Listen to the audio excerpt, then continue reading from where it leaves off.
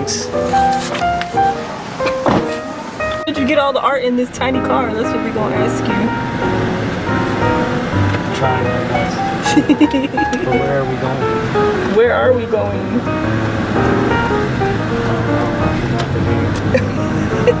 Is it called Northwood? It's near Northwood.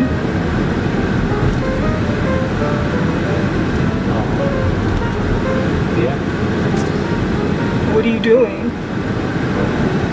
Doing my first art show outside of the VA and performance tomorrow. But right now we're going to drop off the art and may help set up everything for the show. Are you excited? Anxiety, but yeah, I'm excited. Just to see what people's reaction is or what their feedback is from everything that I've been putting together and doing.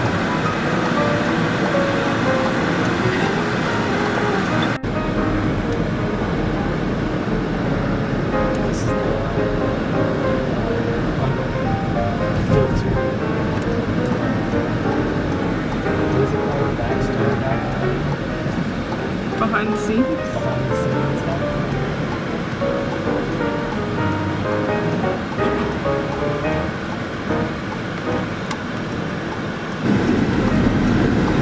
So that's my biggest hope out of doing this, is that bigger opportunities and bigger art shows come sooner than later so that I can stay busy.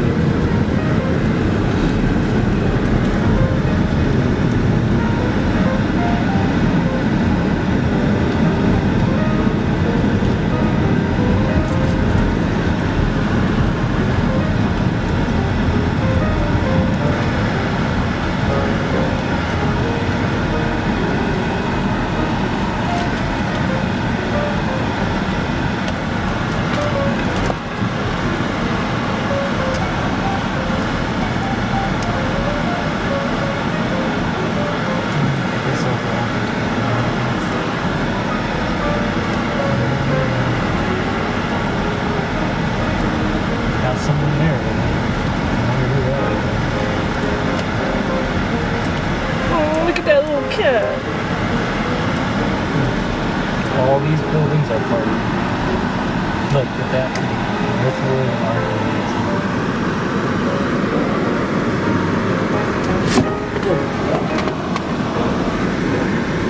It's so bumpy over here.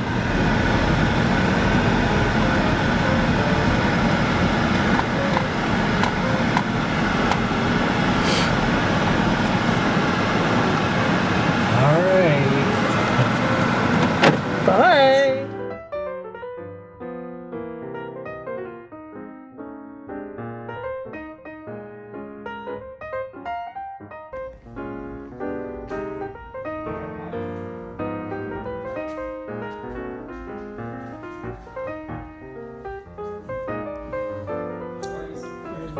It's gonna go.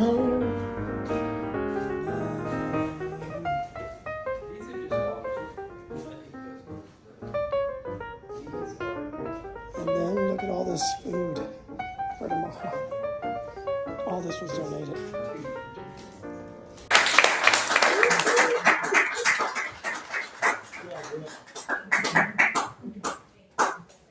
Thank you, Wes. Our next storyteller I met a year ago. I had actually interviewed him on my Vets Connection podcast. I kind of had a conversation with him, and I was like, you need to come on my podcast. And he came on the podcast. And just in that meeting that we had, I connected with him. Through whatever he was telling me, whatever was bothering him, I listened. And I talked to him, and we became friends. eventually he reached out and he said, I want to do a podcast. So I started working with him to do a podcast. But it became more than that. Every week he would come in and he just evolved that much more. He came out of the shell just that much more. And I still work with him once a week today, to this day, because we've become friends. It's more than that when you work with veterans one-on-one. I become friends with all of them, but Michael Vassalero became a good friend of mine, who I care about. All his artwork, for the people that are watching at home, is all surrounding us. He's an amazing talent. He writes poetry. Right here, he made this behind me. It's just amazing to see his stuff. He has a table full of poems. He's just a true artist. And he's never done anything like this before. When I asked him, tell me a Christmas story. I want a Christmas story from you. But it has to be happy. And it has to be happy. He said, he looked at me in his very soft-spoken manner, he goes, okay. And that's all I needed to hear. And so with that, I want to introduce you to and bring up my friend, Michael Vassalero.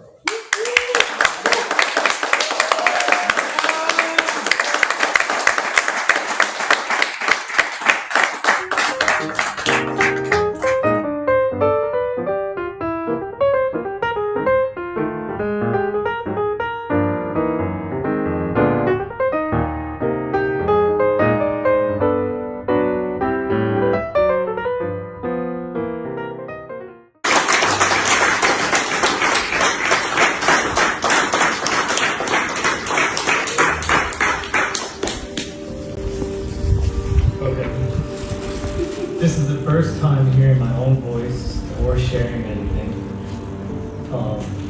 I actually wrote out my story. I know it's not important to touch every word, but it will help me stay on track.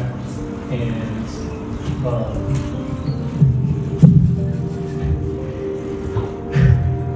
I have a lot of anxiety. I've been working through it. And through the friendship, has built my confidence to stand in front of you.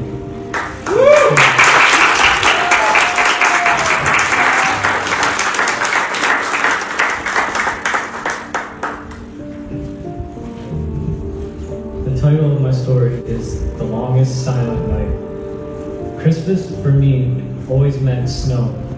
It meant the smell of pine and baking, the sound of my cousins laughing, and the chaotic joy of a house full of family. You couldn't find a place to sit. It meant snow forts, video games, and a profound, blissful ignorance of anything that lay beyond frosted windows. It was a time when the world was safe, warm, and guaranteed. On December 24th, 2008, I was 7,000 miles from that field. At the operating base, Gary Owen, in southern Iraq, there was no snow. There was only gravel, dust, and the endless beige horizon. The air doesn't smell pine. It smells like diesel, metal, and distant burn pits.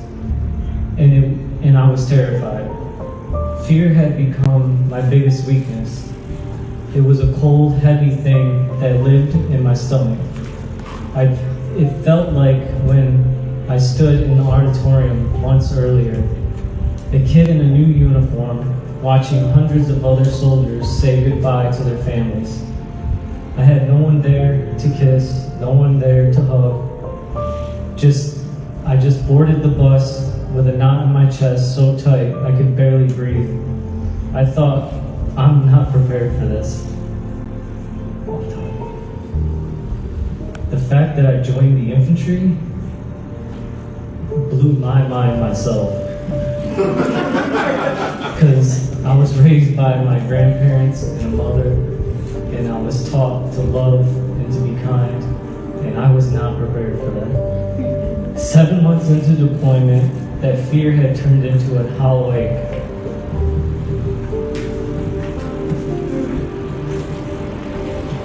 The missions with Long Knife Combat Team were relentless, day and night. We were outside the wire hunting for the men who were hunting us. And the work had brought the rocket attacks on our base. Oh, shit! We're down right there, dude. But the cost was a grinding isolation. Communication home was a luxury, a high-cost phone call at 3 a.m. that never lasted long enough. Mail was sporadic. Weeks would go by, then months, nothing. You start to accept it. You start to believe you are truly, fundamentally alone in this. The mission on Christmas Eve was like any other. Full kit, rifles, the rumble of the Humvees. We rolled out, did our patrol, and returned, tired and coated with the same fine dust that covered everything. It was just another day. And then there was mail calls. They handed me 2 boxes. The first one brought a small, sharp sting of relief. It was from my grandparents. I could see the familiar cursive on the label. I knew inside there would be wrapped gifts. Just seeing it made me feel a little more less left out, a little more less forgotten. But it was the second box that undid me. It was a standard USPS flat rate box with no name on it that I recognized. I pulled my knife out and cut the tape inside. And inside, it wasn't packed with snacks or magazines, but it was full of paper. I pulled one out.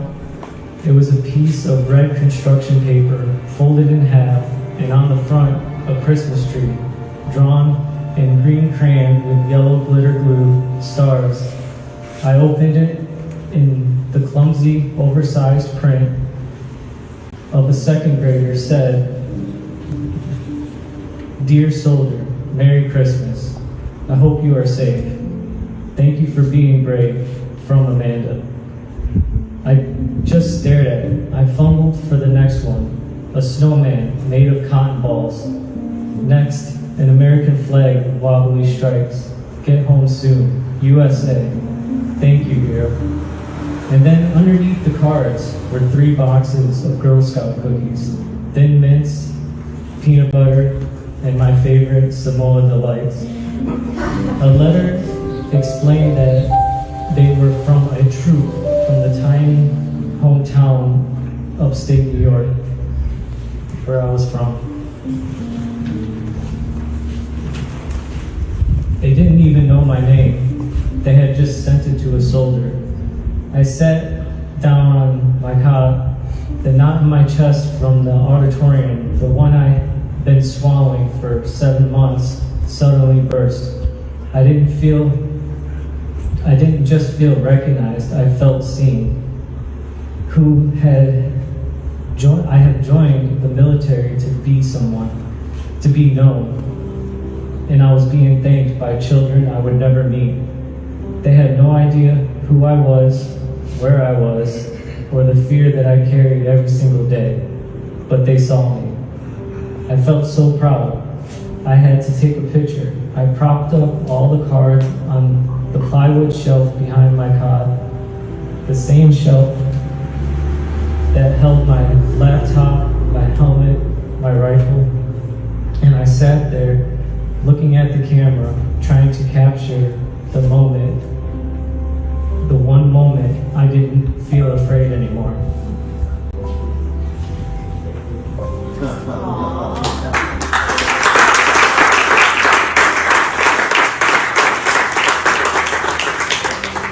That night, everything changed. I took the cookies to my buddies. Look what I got. We gathered in a tent, a makeshift living room in my area. We pushed aside my gear and put a movie on. As we sat there on my cot in Foot Locker, passing around a sleeve of thin mints, something impossible happened.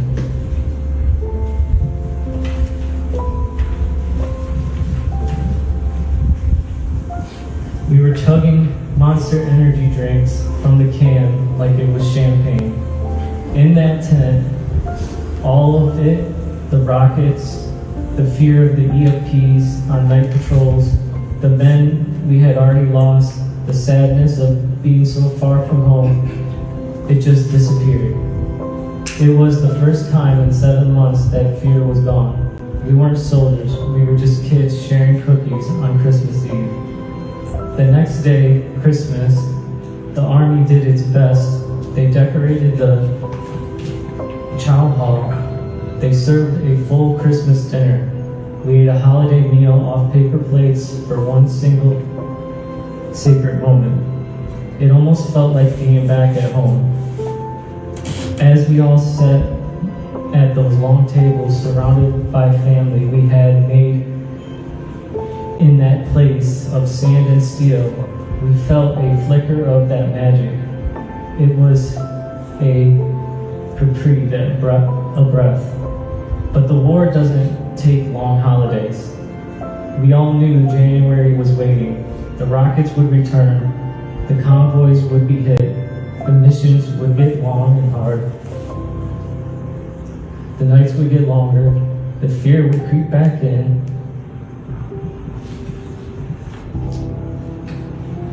And the peace was never meant to last.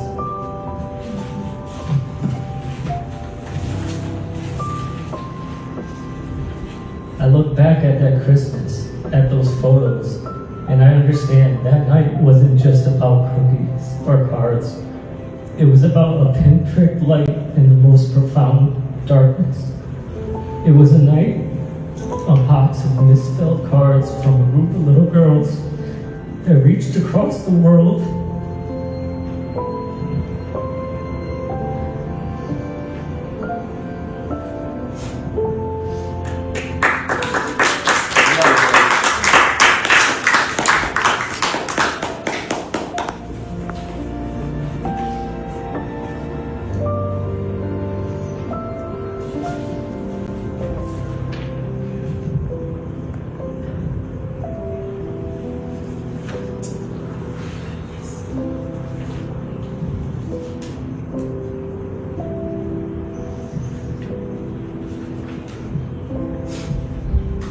You got it.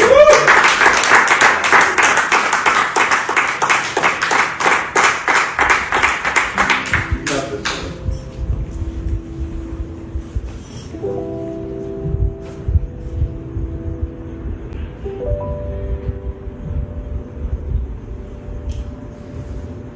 Right into the chest of a scared, lonely soldier in Iraq. And told him he wasn't alone. In that one moment, it was enough to keep going.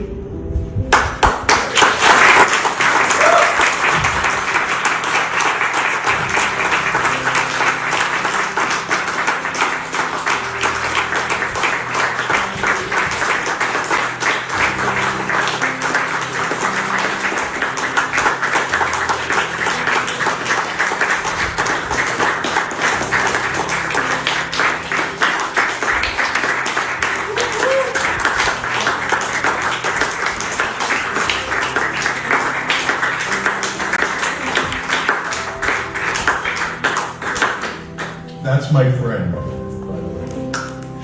Way to go, Michael. Way to go, brother.